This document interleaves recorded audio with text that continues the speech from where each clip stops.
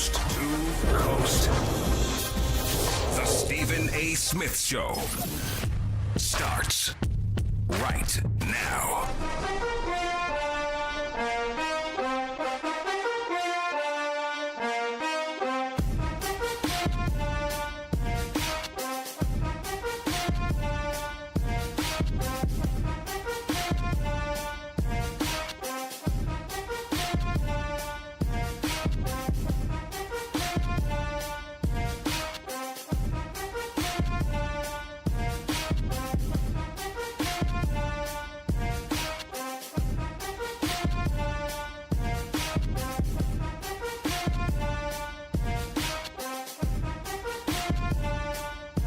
What's up, everybody? Welcome to the latest edition of the Stephen A. Smith Show, coming at you as I love to do every weekday over the airwaves of ESPN Radio and ESPN News, 250 plus markets across the United States of America. Check your AM, FM listing nearest you. Also ESPN Radio on Sirius XM Channel 80. Also ESPN Radio simulcast over the live national television airwaves of ESPN News. Number to call up, as always, is 888-SAY-ESPN. That's 888-729-3776. The Stephen A. Smith Show is being brought to you by Credit Karma. Get your truly free credit scores and free credit monitoring from Credit Karma today. That's Credit Karma, K-A-R-M-A. Get knowing. Time for Straight Talk, brought to you by Straight Talk Wireless. Best phones, best networks, no contracts. Lots of stuff to get into today. Particularly with the NFL announcing that Kareem Hunt, running back, formerly of the Kansas City Chiefs, now with the Cleveland Browns, has been suspended for 8 years based on the domestic violence violation of the NFL's conduct policy, to be more specific, when he was caught on video kicking a woman. 8 games is the game that he suffered from. 8-game suspension. All right, so I just wanted to make sure I pointed that out. I'll get into that in just a little bit. But the first order of business is a story on the Bleacher Report by a contemporary, Rick Bucher. Rick Bucher has been covering the NBA for many, many years. Very, very well connected. Really good guy. He wrote an article for the Bleacher Report basically saying a couple of things that has rocked the NBA world to some degree. First, that Jeannie Buss was contemplating trading LeBron James. Ladies and gentlemen, let me say this. You can be a great reporter, phenomenal at what you do, incredibly well connected, and somebody could say that you've got something wrong. It's happened to me. It's happened to me before. It's going to happen to me again. On this rare occasion, I say the same thing about Rick Bucher, casting no aspersions on him whatsoever, but I don't believe that. They talk about when Anthony Davis, rumors about Anthony Davis propped up and whether or not he was going to become a Laker, and some of the things that Rich Paul, the agent for Clutch Sports, who represents LeBron James, even though in a lot of people's eyes LeBron James is Clutch Sports, et cetera, all of that stuff went on. And apparently for some odd reason, and I don't have the story in front of me, I'm waiting until I get that, Jeannie Buss was a bit perturbed by the whole process. I don't believe for 1 second that Jeannie Buss, who I've communicated with for years, who I know, by the way, I just spoke to last week while I was in L.A., I don't think for 1 second that Jeannie Buss contemplated trading LeBron James. Now, I do know that Rich Paul, and in the interest of full disclosure, I like Rich Paul. But that doesn't mean anything, ladies and gentlemen, because I like Rich Paul. I like the Goodwin brothers. I love my brother Bill Duffy. I like Jeff Wexler. I like Don Tellum. I've been a fan of David Falk for years. I know he might find that hard to believe, but it's the absolute truth. I think David Falk was a phenomenal agent. He used to represent Michael Jordan, Patrick Ewing, Alonzo Mourning, Dikembe Mutombo, and all those boys. Represented Allen Iverson in the first part of his career. Very, very well connected to Georgetown. Represented John Thompson. I love David Falk. Fantastic agent. It's a whole bunch of these guys in the business. Aaron Mintz at CAA. I like him. It's a whole bunch of agents out there that are far beyond just credible. Far beyond that. So the fact that I like Rich Paul doesn't mean a damn thing. I do, because I think that he's growing and growing and getting better and better in this business. And the clientele that he's recruited is undeniable. Ben Simmons, John Wall, recently acquired Draymond Green, LeBron James he's had, J.R. Smith, Tristan Thompson he's had. The list goes on and on. Kentavious Caldwell-Pope, he's got him. You got a whole bunch of guys out there. And the clientele appears to be growing. But when I hear that Jeannie Buss was fed up with somebody, I'm thinking it was Rich Paul, not LeBron James. Because what you have is a situation, and it's very, very clear to me the kind of stuff that's been transpiring.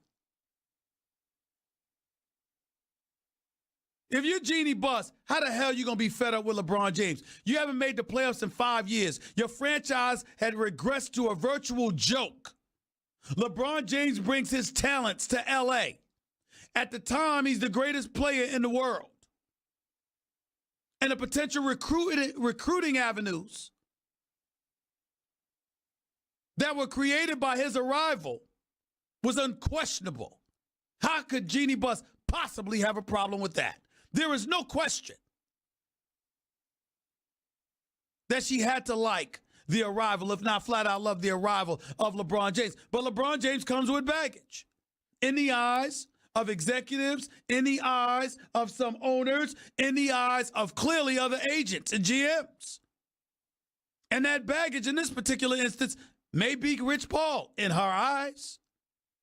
Because if you're Rich Paul and you're representing LeBron James, you're not capitulating too much. People are usually capitulating to you. And if you're Jeannie Buss and you gave Kentavious Caldwell-Pope a one-year deal for $17 million, and now he's getting $12 million, and you might not think he's worth $3 million, that might be a problem. If Anthony Davis is out there publicly saying, I want out of New Orleans, and his agent is letting everybody know he wants to be in L.A., but the Pelicans and their ownership, who are contemporaries of Jeannie Buss, are offended by how things are handled, and their eye is not only aimed in the direction of Rich Paul, but also Jeannie Buss, that's something that might agitate her. I'm just speculating. Educated speculation, by the way, but nevertheless speculation. These are the kind of things that are transpiring. And as this goes on, there's a bigger story, Nuno. There's a bigger story, JC and others, to this story that people are not realizing as it pertains to LeBron James. And somebody has to say it. My boy Champ would be very, very proud about where I'm about to go. He'd be very proud. I'm not going to go as far as to say something as idiotic and ridiculous as in trade LeBron James like he's some scrub. In his sleep, the man averages 27 a game. LeBron James unquestionably is one of the greatest players on the planet. Before he got injured Christmas Day, we were still calling him the greatest player on the planet. He's a 4-time league MVP. He's a 3-time NBA champion. He's made 9 trips to the NBA Finals. And guess what, ladies and gentlemen? Think about his draft class. Let's go over the first 5 picks, Nuno. Number 2 was Darko Milicic from the Detroit Pistons. Joe Dumars is still excoriated for that, even though he went to 2 NBA Finals after that. Didn't want to draft Carmelo Anthony because he had Tayshaun Prince with Rasheed Wallace, with Bennett Wallace, with Rip Hamilton, with Chauncey Billups and those boys. Didn't need Carmelo. I still would have taken him. But Joe Dumars didn't do that. So Darko Milicic, what has he done in his career? We don't need to go there. Number 3, Carmelo Anthony. In the draft, LeBron was number 1. Darko Milicic was number 2. Carmelo Anthony was number 3. Carmelo Anthony won the national championship for Syracuse and Jim Boeheim as a freshman. Went to the pros. Has not been to a championship round since. Unless you're counting the Olympics. In the NBA, Carmelo Anthony has been to one conference finals. He's never made an NBA finals. And he's been bounced out in the first round about 8 or 9 times. Meanwhile, LeBron James is going to 9 NBA finals. Chris Bosh, the number 4 overall pick. Chris Bosh has been to 4 NBA finals in his career, has won 2 championships. All 4 of those appearances and both of those championships was with LeBron James as his teammate. D. Wade is a 3-time champion, an NBA Finals MVP. We can't cast any aspersions on him because before LeBron James arrived in South Beach, D. Wade had made South Beach Wade County because this brother was a perennial all-star, a superstar in this league, an NBA champion who won an NBA Finals MVP award before LeBron James ever arrived. A matter of fact, LeBron James learned how to win because of D. Wade, in part. But nevertheless, the 5 trips to the NBA Finals and the 3 championships, 4 of those trips were with LeBron James as his teammate, and 2 of those championships were with LeBron James as his teammate.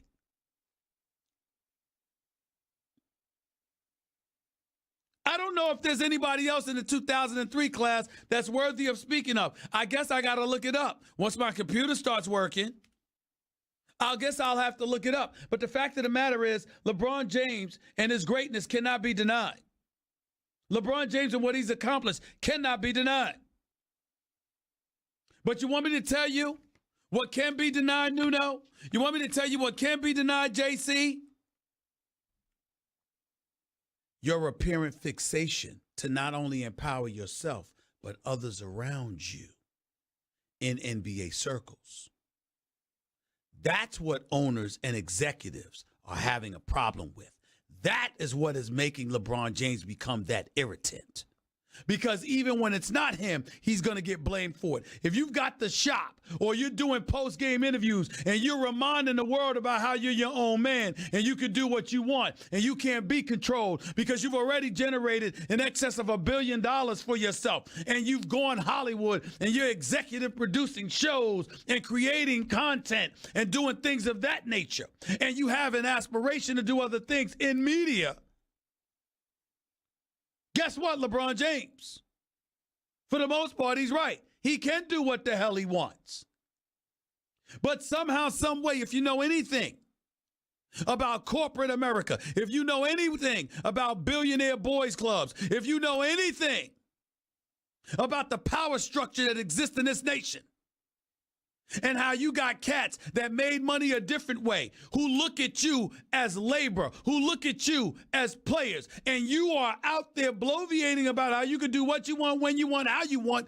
Any opportunity that they get to humble you, they're going to take advantage of it. You think people ain't smiling at LeBron James on the verge of missing the playoffs for the first time in 14 years? He's been to 13 straight playoff appearances. They're having a ball with it. You think they're not laughing at LeBron James missing the final? Never mind the ratings. Never mind how the ratings are going to suffer. Never mind how the ratings have been suffering since LeBron James took his talents from Lake Erie to Southern California. Because he plays later in the evening and the games come on later. And as a result, you don't get those earlier ratings you were getting from LeBron James as a lead-in to those West Coast games. And it has affected ratings. You think they care about that? No, they don't care about that.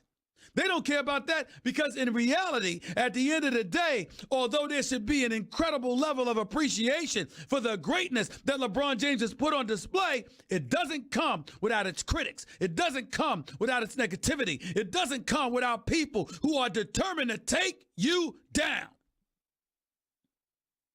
Enter Rich Paul into the equation. Let's call this what it is. Ladies and gentlemen, there are people out there that believe the only reason why Rich Paul even matters is because of LeBron James. They think he would be just some kid selling T-shirts out of his trunk if it wasn't for LeBron James. That's how they feel about him, some of them. I keep this in mind for you. They don't say those kind of things about Maverick Carter. But they do say those things about Rich Paul. The difference between Rich Paul and Maverick Carter is Maverick Carter, management, businessman, et cetera, et cetera. Rich Paul's an agent. Not to say that agents are not those things, but agents have to be bad guys. And agents create more enemies than folks that are sitting in Maverick Carter's position. So as a result, you're going to have people hating on Rich Paul. So they're going to bring up the fact that he tried to force the trade of Anthony Davis to L.A. They're going to bring stuff like that up. They're going to remind them about how you hoodwinked folks and you used your cachet and leverage with LeBron James to get Tristan Thompson and J.R. Smith paid. They're going to say those kind of things about you. They're going to ask folks to look at contracts of players that you signed, wondering and questioning, did you do a good enough job for them? You're going to be under the gun. You're going to be critiqued ad nauseum. That is the life of Chris Paul today as we know it. But let me give y'all a little secret. It also happens to be a reason why you have some of these guys gravitate to him. Because they recognize the level of vitriol aimed in his direction. And they were offended by it. They're offended by it. This young brother grinding, doing his thing, and y'all don't want to recognize his talents. Y'all want to attribute it to his connection to LeBron James and LeBron James only. And y'all don't want to give him credit where credit is due. That's what the Draymond Greens of the world and others, like John Wall and others, are saying about Chris Paul. Because they respect him. And they like him. Excuse me. And because they feel that way about him, they're taken aback by the criticism that comes his way. And so it's not an accident that you see these stories. And it says stuff like Jeannie Buss apparently fed up with Rich Paul. It didn't say she was fed up with LeBron James. It didn't say that LeBron James is causing her problems. It intimated Rich Paul. Now, I didn't see that.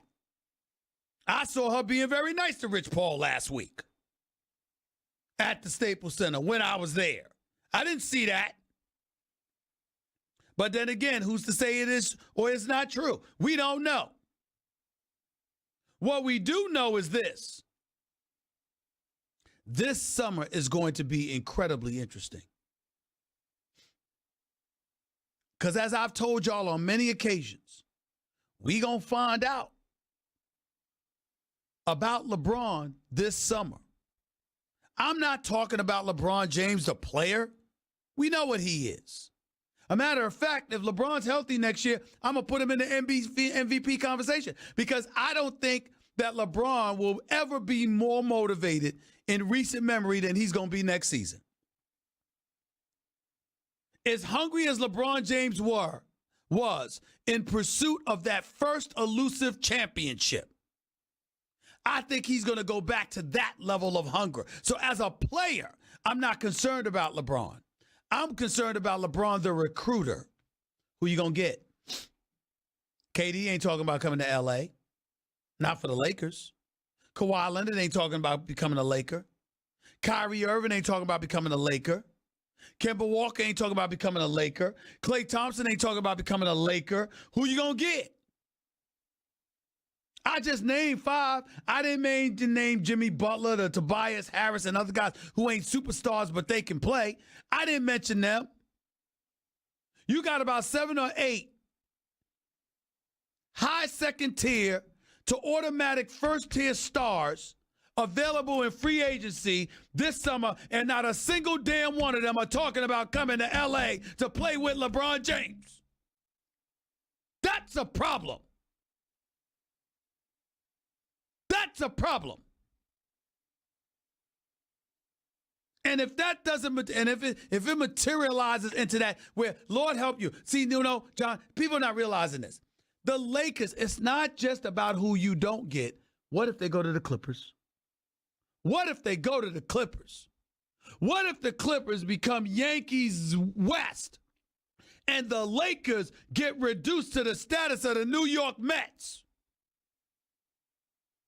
I mean, once upon a time, that was unconscionable. Could you imagine if that becomes the case with LeBron on the Lakers? I got news for you. Who's to say LeBron wouldn't ask to be traded? All of this stuff is getting very tricky. All of this stuff is heightening. And I look at that right now, and this summer's going to be very, very interesting. Because remember, according to our very own Mark Spears, for the undefeated website for us, Mark Spears said it best. He said, and he's telling the truth, Pelicans ain't trading Anthony Davis to L.A. They're not doing it. Ownership doesn't want to do it. They just don't want to do business with the Lakers when it comes to Anthony Davis. So where does that leave you? Where does that leave you? It's not about Jeannie Buss contemplating trading LeBron James. It's about Jeannie Buss being annoyed, potentially, because Rich Paul may have made life inconvenient for her, because with the whole Anthony Davis ordeal, you might have irritated ownership in New Orleans, who pick up the phone and call her. They ain't gonna call Rich Paul. They gonna call her if they're irritated. Ownership is not gonna complain to an agent. They'll leave their underlings to do that.